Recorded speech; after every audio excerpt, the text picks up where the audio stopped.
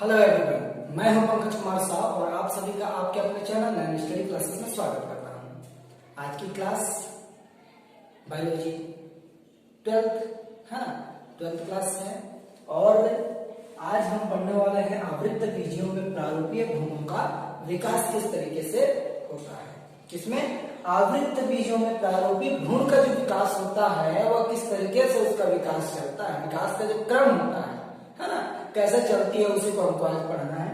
तो चलिए, मैंने इस टॉपिक कुछ लिखे हुए हैं, ठीक है, समय ज्यादा ना लगे इसलिए मैंने इस टॉपिक को लिख दिया है, ठीक है।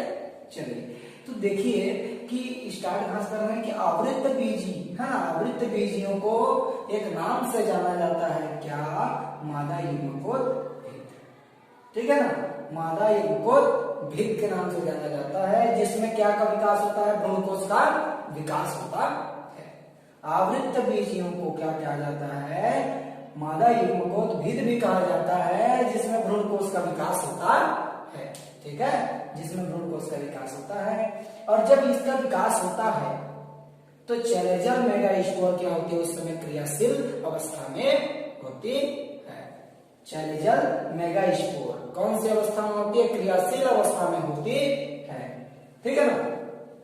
यह जो मेगास्पोर है ना, मेगास्पोर है वह मादा युग्मक की क्या है? प्रथम कोशिका है, ठीक है ना। ये जो चैलेंजर मेगास्पोर है वह क्या है? मादा युग्मकोद्भिद का क्या है? प्रथम कोशिका है, पहला कोशिका है। वह क्या करती है? अपने आकार में सर्वप्रथम तो क्या कर देती है? वृद्धि कर देती है, ठीक है, अपने आकार में वृद्धि करती है और लगातार क्रमिक रूप से 3 समसूत्री विभाजन करती है, ठीक है ना। आकार में वृद्धि होने के बाद लगातार क्रमिक रूप से वह क्या करती है? 3 समसूत्री क्या करती है? विभाजन करती है। वह जब 3 समसूत्री विभाजन करती है तो 8 केंद्रकों का क्या कर लेता है? निर्माण कर लेता है, ठीक है। कितने केंद्रकों का निर्माण करता है जी? 8 केंद्रकों का निर्माण करता है। देखिए, उस समय क्या होता है, जब भ्रूण विकास होता रहता है केंद्रकों में जब क्या होता है? विभाजन होता है, लेकिन भित्ति का निर्माण नहीं होता। हमने यहाँ साफ लिखा हुआ है कि केंद्रकों का विभाजन नहीं होता, लेकिन भित्ति का निर्माण, केंद्रकों का विभाजन होता है, सॉरी, केंद्रकों का विभाजन होता है लेकिन भित्ति का निर्माण नहीं होता, आवरण का निर्माण नहीं होता, ठीक है।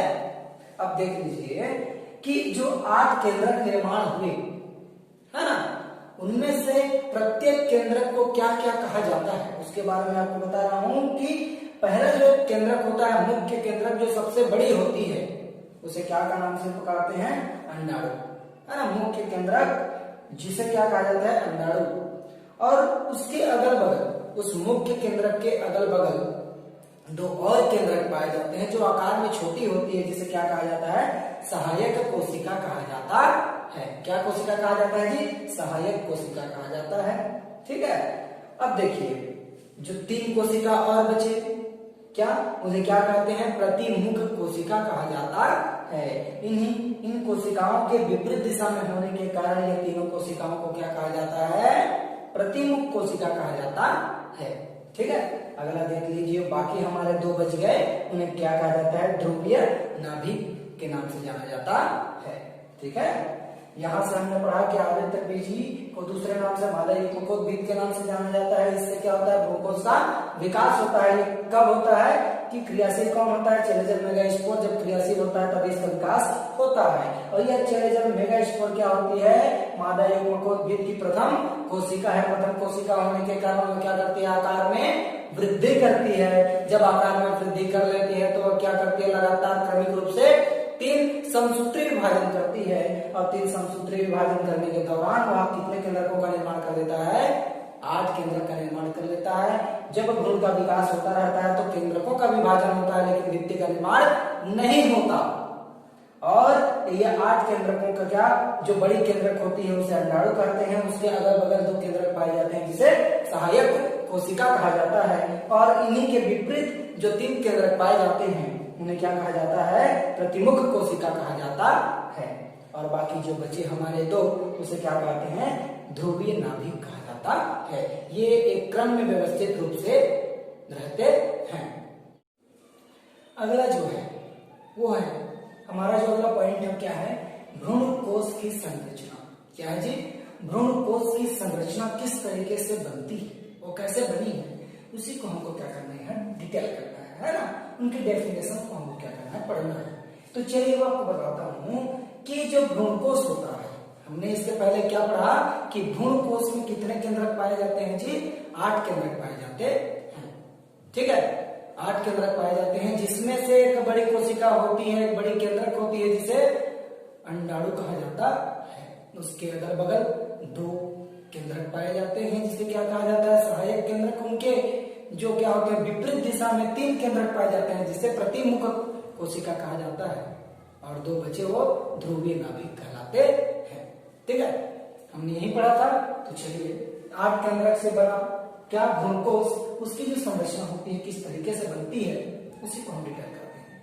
तो फर्स्ट कहता है कि माइक्रोपाइल है ना, माइक्रोपाइलर के जस्ट क्या होती है, उसमें कितनी कोशिकाएं पाई जाती हैं, 2 कोशिकाएं पाई जाती हैं। माइक्रोपाइलर के अगल बगल कितनी कोशिकाएं पाई जाती हैं भाई, 2 कोशिका पाई जाती हैं जिसे क्या कोशिका कहते हैं, सहायक कोशिका।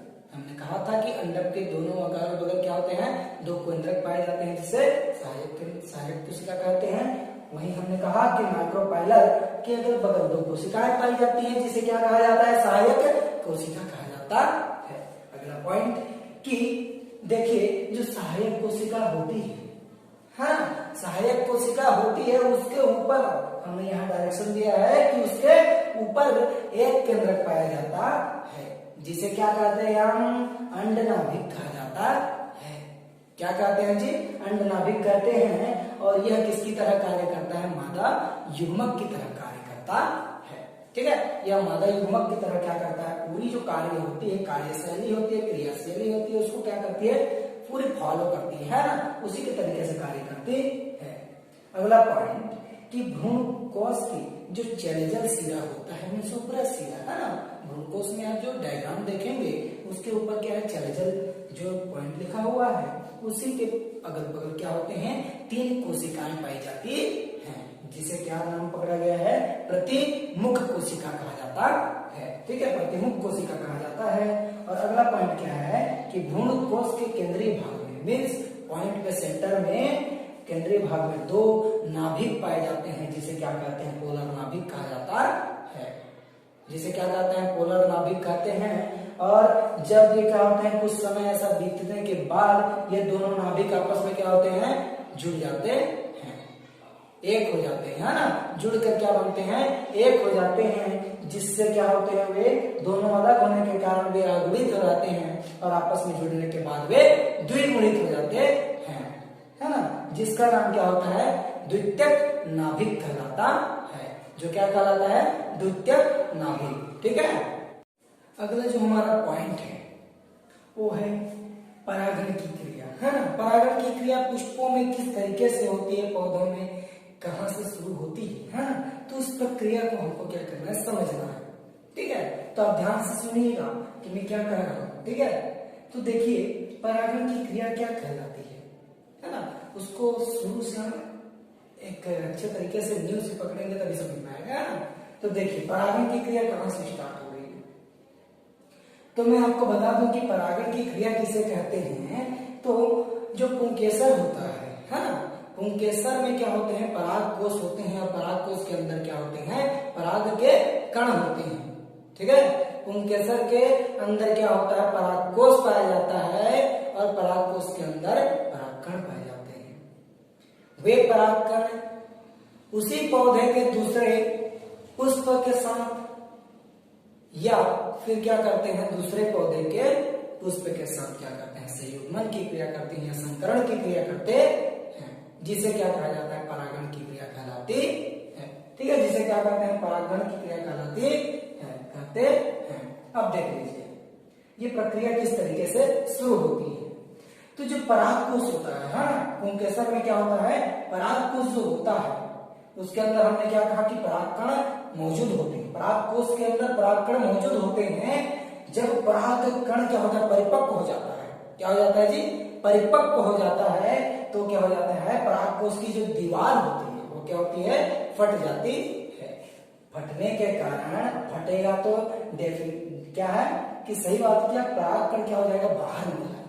क्या होगा, जब परागकोश की दीवार या तो भित्ति फट जाएगी तो परागकण क्या हो जाएगा, बाहर निकल जाएगा, बाहर आ जाता है। अब देखिए परागकण बाहर आ गया तो उसे संयुग्मन के लिए मादा युग्मक तक पहुंचना जरूरी है ना। नर युग्मक का मादा युग्मक तक संयुग्मन के लिए पहुंचना जरूरी है, अति आवश्यक है, तभी उसमें क्या होगा, संयुग्मन की क्रिया होगी, परागण की क्रिया होगी।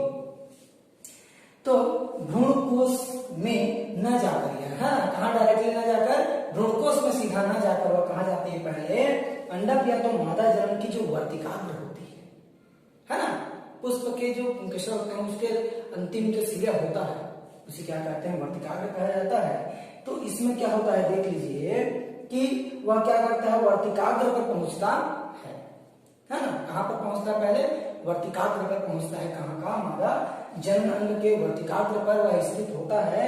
वह अंकुरित होकर, वहां से क्या होता है, वह अंकुरित होकर मादा युग्मक तक, मादा जनन अंग तक क्या करता है, मीन्स भ्रूणकोश तक क्या हो जाता है, पहुंच जाता है।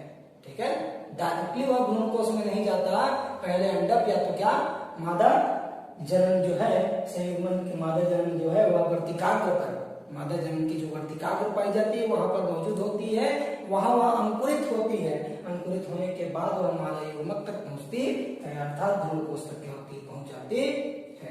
यही जो प्रक्रिया है। और परागकण की जो प्रक्रिया है उसमें दो प्रकार से होती है, दो प्रकार की क्रियाएं होती हैं। एक होता है स्वपरागण की क्रिया, दूसरा होता है परपरागण की क्रिया। ठीक है, इसके बाद हम पढ़ लेते हैं परागकण के बारे में। तो हमने पढ़ लिया कि किस प्रकार उसकी प्रक्रिया होती है, हम उसके प्रकारों के बारे में पढ़ लेते हैं। मैंने बताया क्या कि जो प्रकार होते हैं दो प्रकार के होते हैं, क्या होता है, स्वपरागण की क्रिया होती है और दूसरी होती है क्या, परपरागण की क्रिया होती है। तो चलिए हम प्रश्न को पढ़ते हैं। स्वपरागण की जो प्रक्रिया है उसको मैं आपको बताता हूँ कि किस तरीके से होती है ना। तो स्वपरागण की जो प्रक्रिया है उसको परिभाषित किया जाए तो क्या होता है कि जब एक पुष्प, है ना, किसी पौधे का एक पुष्प के जो पुंकेसर होता है उसमें उपस्थित तो क्या, परागकोश, परागकोश के अंदर क्या पाया जाता है, पराग कण पाए जाते हैं। पराग कण अगर उसी पौधे के अन्य पुष्प या दूसरे पौधे के अन्य पुष्प के साथ क्या करता है, क्रिया करता है, मिस करने का मतलब उसकी वर्तिकाग्र पर स्थानांतरित हो जाता है। ठीक है, क्या कहता है कि जो पुंकेसर के अंदर क्या पाई जाती है, परागकोश पाई जाती है, परागकोश के अंदर पराग कण पाए जाते हैं, वह क्या करती है कि उसी पुष्प के वर्तिकाग्र से या उसी पौधे के अन्य पुष्प से क्या करती है, पुष्प के वर्तिकाग्र से अगर क्या करती है, वह स्थानांतरित कर जाती है और ये क्रिया करती है ना, परागण की क्रिया करती है पहुंच कर, तो उसे क्या कहा जाता है, स्वपरागण की प्रक्रिया कहते हैं। आवश्यक चीज यह है स्वपरागण की प्रक्रिया में कि जो पौधा होगा वो क्या होना चाहिए, द्विलिंगी होना चाहिए। क्या लिंगी होना चाहिए, द्विलिंगी, उसमें दोनों लिंग पाया जाना चाहिए और उसकी जो प्रजनन अंग है वो भी क्या होती है, मायने रखती है, वो भी क्या होती है, आवश्यक होती है। ठीक है, वो भी क्या होती है, आवश्यक होती है। अब देख लीजिए कि स्वपरागण की जो प्रकार है वो पहला क्या है, ऑटोगेमी। क्या है जी, ऑटोगेमी। इसमें क्या होता है, हमने तो यहाँ कहा कि दो प्रकार के होते हैं कि उसी पौधे के साथ के वर्तिकाग्र से करेगा या उसी पौधे के दूसरे पुष्प के वर्तिकाग्र से क्या करेगा, स्थानांतरित होगा। तो हमने जो कहा पहला क्या, उसी पुष्प के वर्तिकाग्र पर क्या होगा, स्थानांतरित होगा जब पुष्प के पुंकेसर में स्थित परागकोश के अंदर जो पाया जाने वाला क्या, परागकण उसी पुष्प के क्या वर्तिकाग्र पर स्थानांतरित होता है और परागित करता है, परागण की क्रिया करता है, तो उसे क्या कहते हैं, ऑटोगेमी कहा जाता है। उसी प्रकार दूसरा क्या है, इसका एग्जांपल देख लीजिए, गेहूं और धान, है ना, मटर भी है इसमें। तो दूसरा प्रकार क्या होता है, जीटोनोगेमी। जीटोनोगेमी, है ना, जीटोनोगेमी क्या होता है, इसका जस्ट अपोजिट। हमने वही कहा ना कि किसी पुष्प के पुंकेसर के अंदर पाए जाने वाला परागकोश और परागकोश के अंदर पाए जाने वाला परागकण जब उसी पुष्प के, है ना, उसी पौधे के अन्य पुष्प के क्या वर्तिकाग्र पर स्थानांतरित हो जाती है, स्थानांतरित होकर वह परागण की क्रिया करती है, तो उसे क्या कहते हैं, जिटेनोगेमी कहा जाता है। अब देख लीजिए, हम इसकी क्या देख लेते हैं, अनुकूलताएं देख लेते हैं, है ना, किस प्रकार की अनुकूलताएं इसमें पाई जाती है। स्वपरागण की जो प्रक्रिया होती है उसके लिए कैसी अनुकूलता चाहिए रहती है, कैसी परिस्थिति चाहिए होती है, उसके बारे में पढ़ते हैं। तो देख लीजिए, पहला क्या होना चाहिए, द्विलिंगता। कहने का मतलब स्वपरागण के लिए जो जिन पुष्पों में क्या होनी चाहिए, दो लिंग होंगे, उन्हीं में क्या होगा, स्वपरागण की प्रक्रिया होगी, है ना। अगला देख लीजिए, उसी में क्या आता है, समकाल पक्वता। समकाल पक्वता कहने का मतलब जिन पुष्पों में नर और मादा आपस में क्या होते हैं, एक जो जनन हो गया ना, नर और मादा के जो जनन अंग हैं वे एक साथ जब परिपक्व होते हैं तो उस स्थिति क्या कहा जाता है, समकाल परिपक्वता कहा जाता है। समकाल परिपक्वता कहा जाता है या समकाल पक्वता कहा जाता है, ठीक है ना। नर और मादा के जो जनन अंग होंगे जब एक साथ एक पुष्प में क्या हो जाएंगे, परिपक्व हो जाएंगे, बन जाएंगे, तैयार हो जाएंगे, तो उस प्रक्रिया को क्या कहते हैं, समकाल पक्वता कहा जाता है। और जब नर और मादा जनन अंग निर्मित हो जाएंगे तो परागण की जो प्रक्रिया होगी वह उसकी जो संभावना होगी वह क्या होगी, हद से आगे हो जाएगी। कहने का मतलब जो संभावना है वो बढ़ जाएगी, है ना। निश्चित रूप से वह परागण की क्रिया होनी ही होगी, ठीक है। जैसा फॉर एग्जांपल मैंने यहाँ लिखा है आलू और सूर्यमुखी, ठीक है। अब देख लीजिए, तीसरा पॉइंट कहता क्या है कि पुष्पों में आकर्षण नहीं होता। जो पुष्प स्वपरागण की प्रक्रिया में भाग लेते हैं उन पुष्पों के आकर्षण क्षमता क्या होती है, नहीं पाई जाती। चौथा नंबर कि स्वपरागण करने वाले जो पादप होते हैं उनके पुष्प क्या होते हैं, रंगहीन होते हैं, गंधहीन होते हैं और क्या होते हैं, छोटे होते हैं। हमने कहा कि जो पुष्प होंगे वे क्या होंगे, रंगहीन होंगे, गंधहीन होंगे और क्या होंगे, पुष्प छोटे होंगे, ठीक है ना। इसलिए क्या होते हैं, आकर्षण नहीं बना पाते, ठीक है। अब देखिए अगला क्या कहता है, क्लिस्टोगेमी, है ना। क्लिस्टोगेमी कहने का मतलब पुष्प क्या होगा, अपनी दलों से क्या कर देता है, अपने आप को बंद कर देती है, जिससे दूसरे पुष्प के जो पुंकेसर के क्या परागकण उस पर आकर क्या नहीं होते, गिरते नहीं है, ठीक है। यह प्रक्रिया क्लिस्टोगेमी कहा जाता है। इस प्रक्रिया को हम पूरी अनुकूलताएं हमने पढ़ी, है ना। इस अनुकूलता को आप ध्यान से एक बार देखिए, है ना, बार बार रटने की जरूरत नहीं पड़ेगी। अब चलिए देख लेते हैं स्वपरागण के लाभ और उनके हानि, ठीक है। तो पहला लाइन क्या कहता है कि परागकणों की आवश्यकता जो होती है अधिक मात्रा में नहीं होती। पहला लाइन क्या कहता है कि परागकणों की जो अधिक मात्रा होती है उसकी आवश्यकता नहीं होती, ठीक ना। स्वपरागण करने के लिए परागकणों की जो संख्या होती है वो कम रहेगी तो भी चलेगी, लेकिन अत्यधिक आवश्यकता भी नहीं होती, है ना। दूसरा कहता है कि इससे जो बनने वाले बीज हैं वो क्या होते हैं, शुद्ध नस्ल वाले नहीं होते, है ना, शुद्ध नस्ल वाले नहीं होते।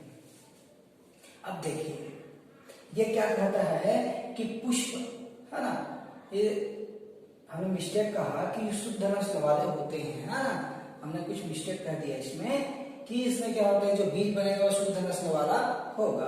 अगला कहता है कि पुष्पों को रंग, सुगंध और मकरंद स्राव आवश्यकता नहीं होती। पुष्पों में रंग नहीं होता, सुगंध नहीं होता, मकरंद नहीं होता और उस सभी का स्राव करने की भी आवश्यकता नहीं होती, है ना। क्योंकि वे क्या करते हैं, जिस पुष्पों में नर जनन अंग पाया जाता है उसमें ही स्त्री जनन अंग पाया जाता है, इसलिए वे क्या कर लेते हैं, परागण की क्रिया वहीं पे संपन्न कर लेते हैं।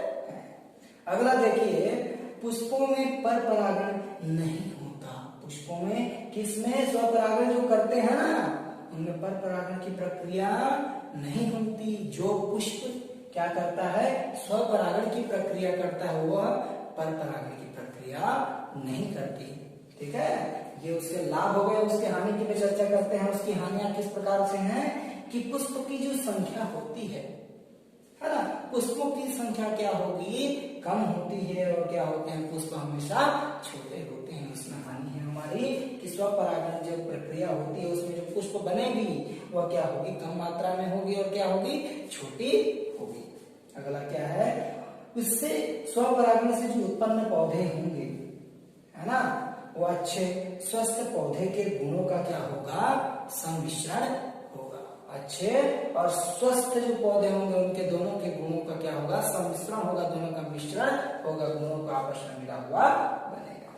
अगला देखिए, इससे उत्पन्न जो पौधे हैं, है ना, वे क्या होंगे, पौधों में जो गुण पाया जाएगा, दो पौधों में से एक पौधे का गुण उस उत्पन्न पौधे के अंदर पाया जाएगा। ठीक है। अगली बात कहती है कि पादप विकास की संभावना क्या होती है, यहाँ पर घट जाती है ना। पादप जो उत्पन्न होने वाली है, पादप का जो विकास होने वाला है, पौधों का जो विकास दर बढ़ने वाला है, वह क्या हो जाती है, उसकी संभावना क्या होती है, घट जाती है। यही थे हमारे क्या, स्वपरागण के लाभ और स्वपरागण की हानि। आज के वीडियो में बस इतना ही, आगे हम पर परागण के बारे में चर्चा करेंगे। धन्यवाद।